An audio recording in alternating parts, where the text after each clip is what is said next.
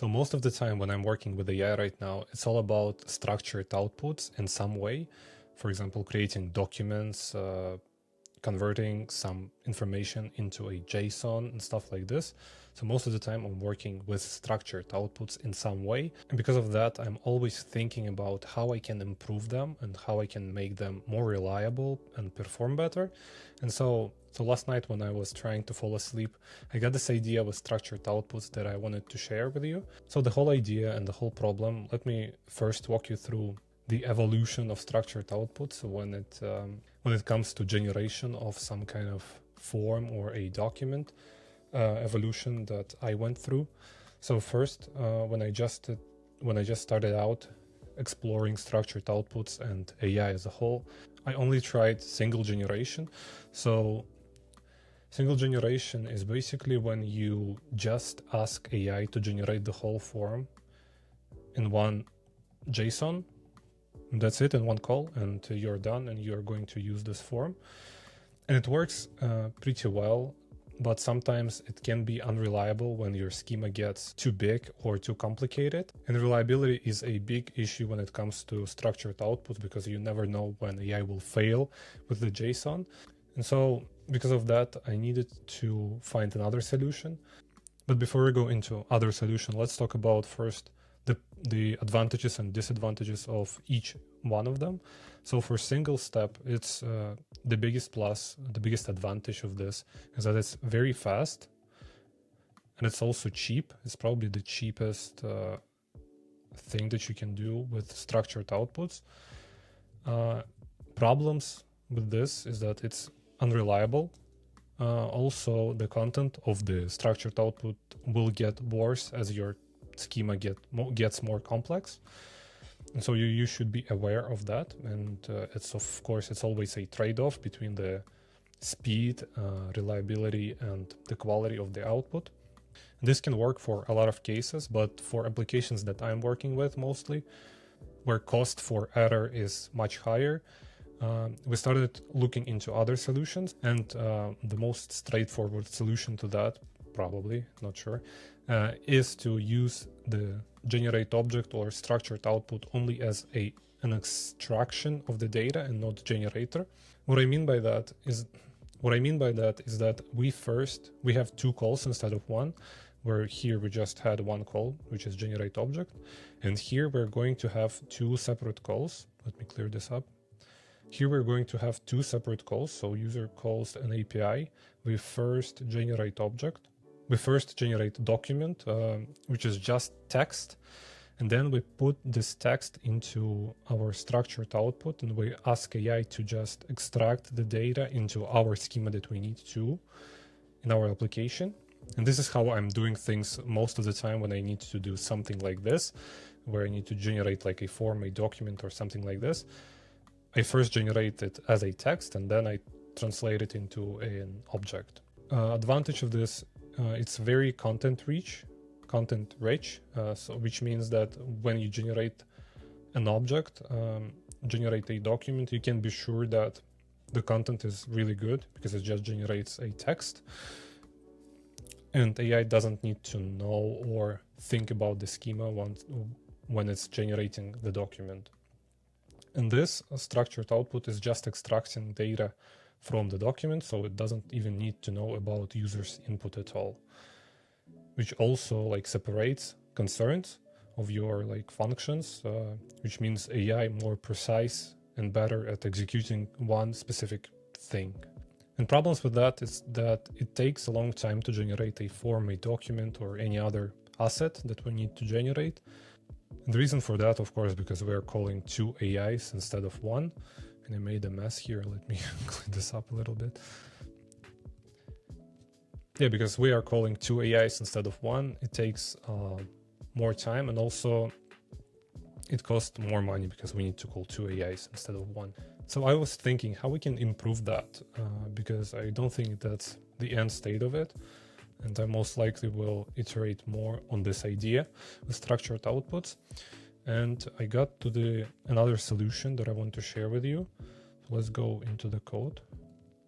And so solution to that is to actually use two generateObject functions, two structured outputs. And the whole idea, let me clear this up.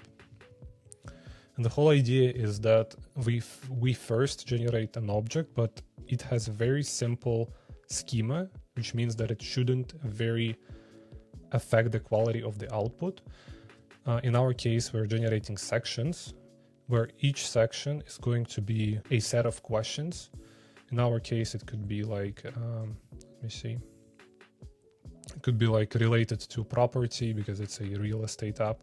So, and we're generating forms. So the form can have different sections in the form. And the whole idea here is that we're separating them in arrays of string. We have an array of strings where each string is a section or content of the section. After that, so that's very cool, we now have an array of sections that we can then put into our like needed structure. In our case, it's more complicated structured outputs. And what it allows us to do, because we have an array of strings, we can actually extract this. So here we're getting our sections, and we can make a promisal, and we can do this in parallel. So how it works is that we first generate an array as a JSON, an array of sections.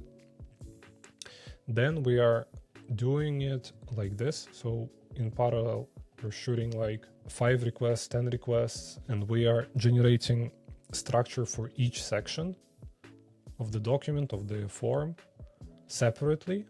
And what this approach allows us to do is, because these calls are really like aimed and very small, the reliability of each of these calls should be much higher than just putting it as we had with the second version, where we have one document, this full document, and we're transforming all this huge document into the structure. Like the room for error for AI to like, for an error to happen here is much higher than here, because now we're transforming each individual section, so the content is much shorter for each request, which means that reliability should be much higher. And also because we are shooting it in like sending requests in parallel, the transformation from the text into the structured output is much faster, right? Because we're doing it as a promisal. I'm not advocate for this approach. I just got this idea and I wanted to share it with you. So let's actually go into the application and try to play with it. Just try to test it. So I have in clipboard this form. Let's first try with our single step form. We'll see how much time will it take, and maybe it will even fail. But most of the time it will complete. But let's see. So it took 11 seconds to complete this. We generated 33 sections, 33 questions and 10 sections. Because in the prompt, I told AI to generate at least 10 sections, so it will always probably generate 10 sections. Let's try with the two-step, our usual two-step, where we're just generating document and then transforming it into JSON. This one will take much more time. So you can already see that it generated it like almost 3 times slower than the first one, but we have more questions.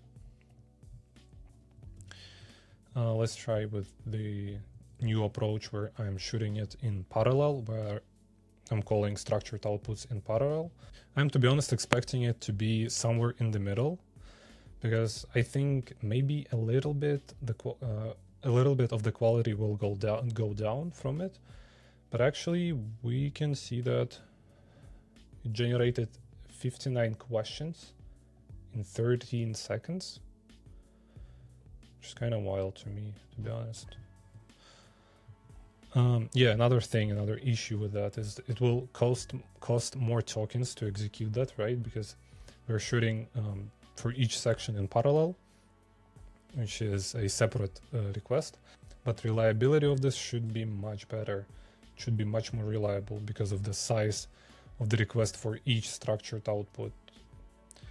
I think that's the winner. I will test more for sure and play with it.